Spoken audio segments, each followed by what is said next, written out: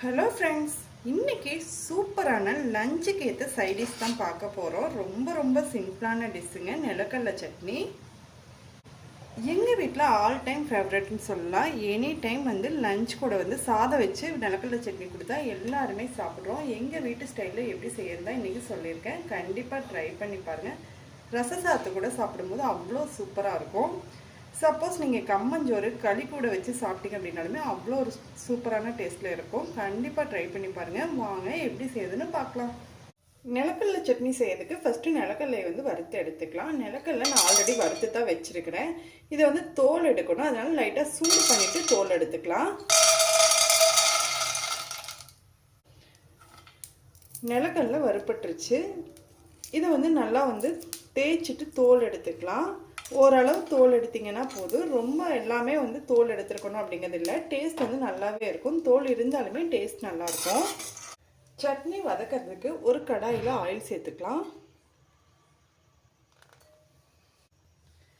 Oil நல்லா சூடாயிடுச்சு. இது கூட 4-5 சின்ன வெங்காயம் சேர்த்துக்குங்க. 2 பல் பூண்டு, காரத்துக்கு தேவையான அளவு வரமிளகாய் எடுத்துக்கோங்க. வெங்காயம் நல்லாவே வதங்கிடுச்சு. ஒரு 1/4 டீஸ்பூன் அளவு ஜீரகம்,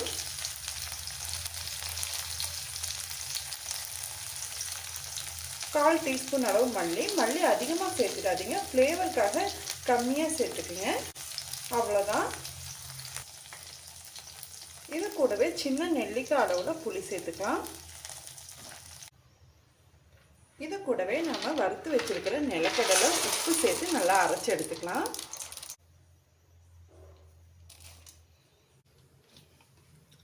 இது பாதி அளவு அரைச்சதுக்கப்புறமா தேவையான அளவு தண்ணி சேர்த்துக்கோங்க.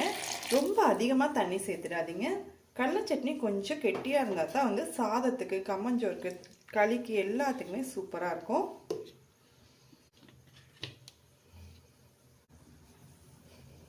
அவ்வளோதான், சூப்பரான கடலை சட்னி ரெடி. கண்டிப்பாக ட்ரை பண்ணி பாருங்கள். ரொம்ப ஈஸியான ரெசிபி, டக்குன்னு செஞ்சிடலாம். ரச சாதத்தை கூட சாப்பிடும்போது அவ்வளோ ஒரு சூப்பராக இருக்கும். கொஞ்சமாக சட்னி வச்சு சாப்பிட்டுட்டு ரசத்தை கூட மிஸ் பண்ணிட்டோம் அப்படின்னா ரொம்பவே டேஸ்ட்டாக இருக்கும். ட்ரை பண்ணி பாருங்கள் ஃப்ரெண்ட்ஸ்.